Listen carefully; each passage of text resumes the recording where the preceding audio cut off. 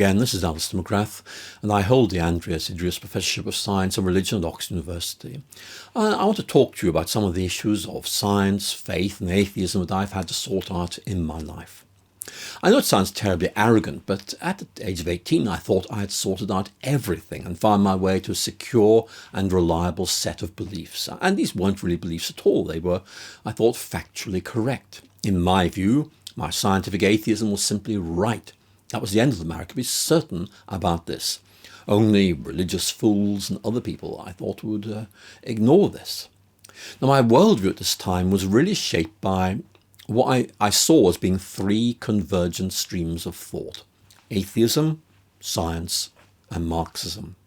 And taken together, I saw these three as offering me a balanced and absolutely secure and certain way of understanding the world and my own place within it. Our worldview, I thought, was a bit like a ship. It was something that enabled me to stay afloat in life's dangerous seas, make sense of things, and journey safely through life. So let me tell you a bit more about this.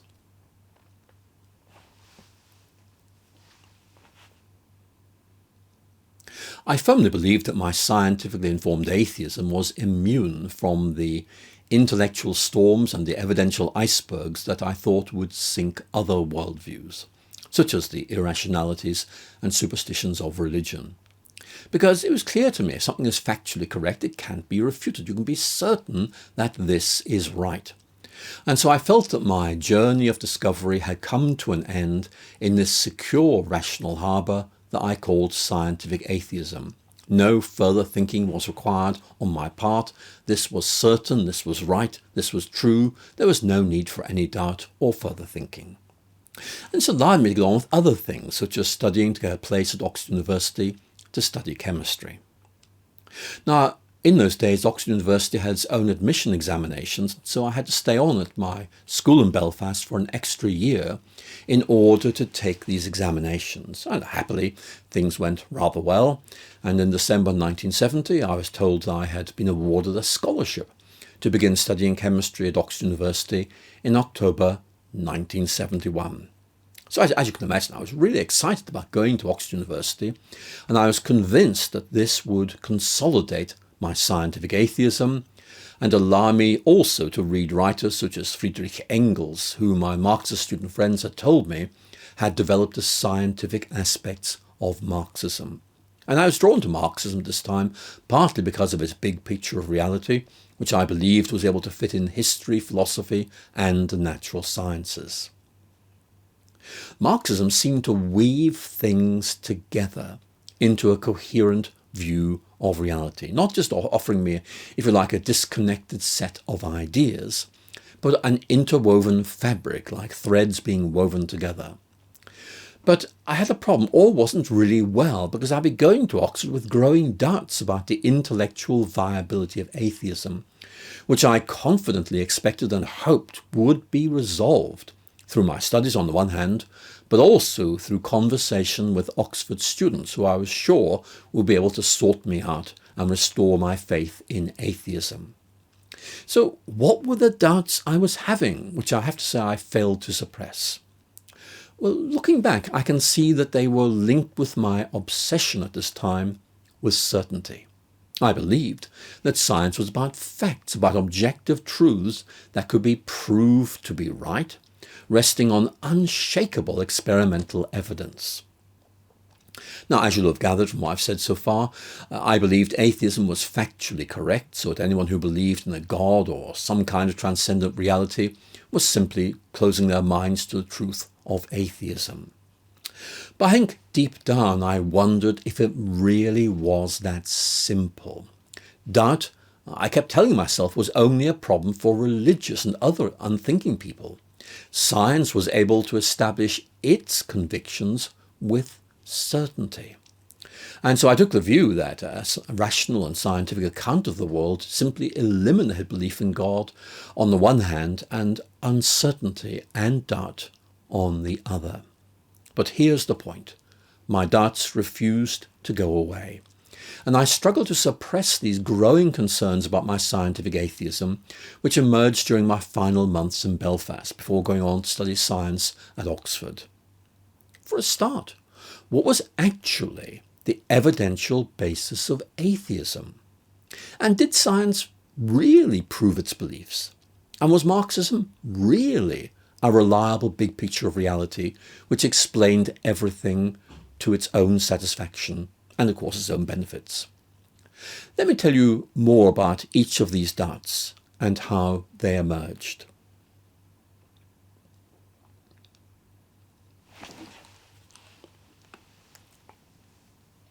Let me tell you more about the first of these doubts, about atheism. Why, I wondered, exactly did I embrace atheism as a teenager? Well, it was trendy, and it certainly irritated people who I disliked. I dismissed religious faith because it couldn't be proved, and I affirmed atheism because it offered certainties of conviction. But again, what exactly were the objective evidential grounds of my atheism? I greatly enjoyed irritating or teasing my religious friends in Belfast who did believe in God, demanding that they prove that God existed. And of course they couldn't, so I used to tease them about that. But deep down within me, I knew if any of them had come back to me and asked me to prove my belief that there was no God, well, I couldn't have done that either. Of course, I told myself in sort of a very sermonizing way that atheism didn't need to prove its beliefs because it was so obviously right. Any intelligent person could see that.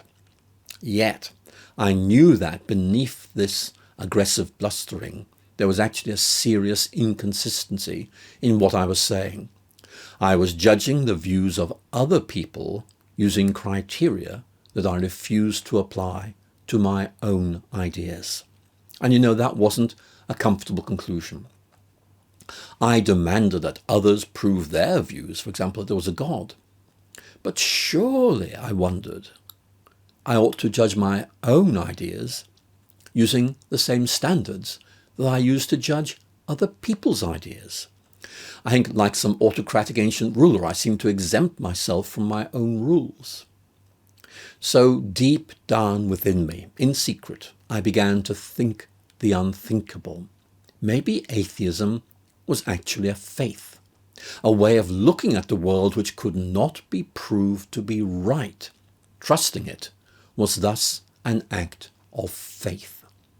And if that was so, then religious belief might be typical of the problems we encounter as human beings in trying to make sense of our world, rather than being the exception to that. If things that mattered lay beyond proof, then surely it followed that any ethical or social or religious ideas counted as faith. Maybe religious people, I thought, were just being honest about the difficulties we face in making sense of our world.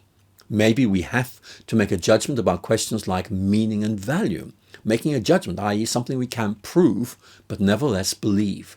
Maybe we just can't prove these things and have to take them on trust.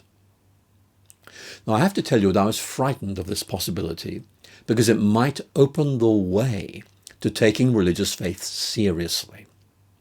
Yet, in his History of Western Philosophy, the atheist philosopher Bertrand Russell had declared that philosophy taught us to live with uncertainty without being paralyzed by hesitation. And that puzzled me. How could any rationalist live with such uncertainty? Of course, it might be I'd missed something.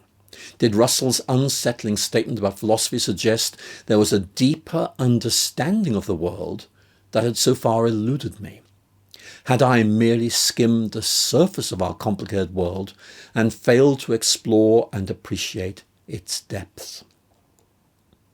Now, I'm sure you'll understand why, but I tried to shut down these lines of thought because they were very disturbing and I was uneasy about where they were taking me. At the time, I took pride in being a free thinker, guided by my own reflections on the world, not by any external authority. I was beginning to realize my free thinking seemed to lead me directly into uncertainty. Didn't Pascal, a philosopher, by the way, I quite liked at that time, say something about reason's final achievement being to demonstrate that many things actually lay beyond reason? But again, I was frightened about where that thought might take me.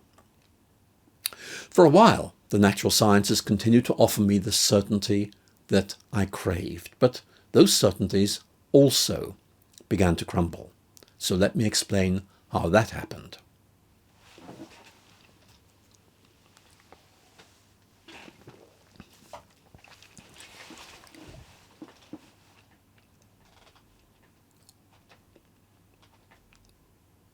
As I mentioned, after gaining a place at Oxford University, I found myself with some time on my hands, so I decided to stay on at my school in Belfast to learn German and Russian, which are two languages that would be really helpful to any working scientist, and also to bringing myself up to date with my scientific reading. So after a few months in the school's science library, I had run out of books to read and discovered a section I had not come across before entitled The History and Philosophy of Science. Now, at that time, I saw that area as being, uninformed criticism of the certainties and simplicities of the natural sciences by those who felt threatened by them, like Karl Popper. Philosophy, in my view, was just pointless speculation about issues that any proper scientist could solve easily through a few well-designed experiments. So what was the point of the history and philosophy of science? However, in the end, I decided to read those books, because if I was right, what had I to lose by doing so? It might take me some time, but I'd get it done and then could say with integrity I had read them. But by the time I'd finished reading Karl Popper and others, I knew I had to do quite a lot of very serious rethinking. The history and philosophy of science asked all the right questions about the reliability and limits of scientific knowledge. And these were questions I had not faced up to. There were issues I came across like the underdetermination of theory by data, radical theory change in the history of science, and the enormous difficulties in devising a crucial experiment. Not to mention the enormously complex issues associated with trying to work out what was the best explanation of any given set of observations. And quite simply, I was intellectually overwhelmed. It was as if a tidal wave of critical evidence was battering against my historically and philosophically illiterate way of thinking about science and the meaning of life. Because things turned out to be rather more complicated than I had realized before. Historically, I was forced to realize that scientific theories changed over time. What one generation regarded as certain truth was very often discarded by another generation. And philosophically, I was forced to confront the difficult truth that all scientific knowledge is provisional, conjectural, and hypothetical. In other words, we think this might be right, but we can't be absolutely certain. For example, let's look at the historical side of things. The scientific consensus of the first decade of the 20th century was very well established that the universe was more or less the same today as it always had been. In other words, there was no sense the universe had a beginning. The idea that the universe was created just seemed unintelligible. Yet this once fashionable and seemingly unassailable view was debunked by the theory of cosmic origins we now call the Big Bang. It's a very important point. Arthur Koestler's 1967 book, The Ghost in the Machine, I found particularly challenging because it called into question just about every aspect of my scientific positivism. Here is one of its more impressive statements. Listen to this. The progress of science is strewn like an ancient desert trail, with the bleached skeletons of discarded theories which once seemed to possess eternal life. That's a very powerful statement. And it suddenly became clear to me why scientific positivists avoided engaging the history of science. Why? Well, let me tell you. If scientific theories that once commanded widespread support had now been displaced by superior alternatives, what was going to happen to those new theories in the future?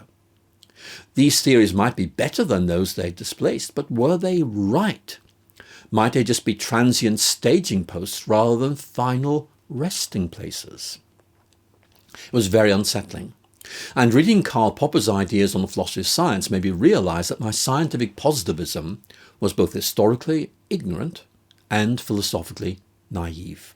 Now, I can make clear that these reflections did not lead me into a religious faith, but what they did do was to underscore the provisionality of scientific theorizing. We believe this theory to be true now, but we realize it may be shown to be inadequate or even wrong at a later stage. And again, I found that very unsettling. But of course, there's a third element I need to turn to now, which is the whole question of the reliability of Marxism as a big picture of reality. And that again began to be called into question.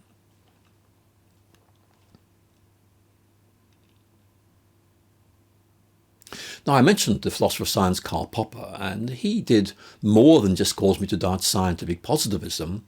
He also called into question the reliability of Marxism as a big picture of reality.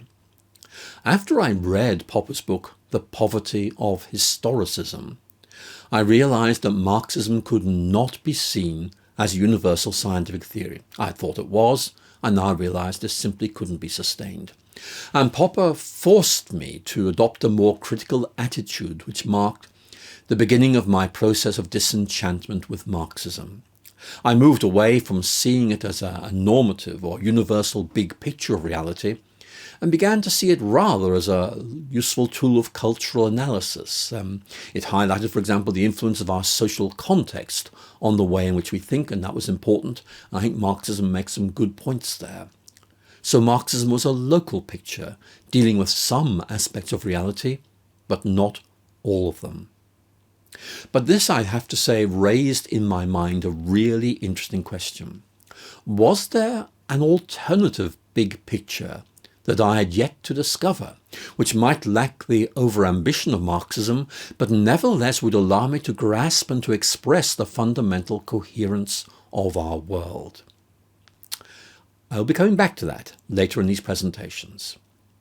So these are the doubts that were swirling around in my mind as I prepared to go to Oxford in October 1971. Things were certainly more complicated than I had realized, and I was facing, I realized, a looming crisis of faith about my core atheist ideas. So did this mean I needed to rethink what I believed? Or could I hold on to my existing ideas while accepting the need for greater uncertainty and more humility on my part? Well, in the next presentation, I'll tell you about what happened. I had hoped that going to Oxford University would staunch my growing misgivings about atheism and my doubts about Marxism as a big picture of reality. I thought I would encounter ideas and people at Oxford which would enable me to resolve my doubts about scientific atheism. But I'm afraid that was not how it worked out. And I have a lot more to say about this in the next presentation, so thank you so much for listening, and I look forward to speaking to you again very soon.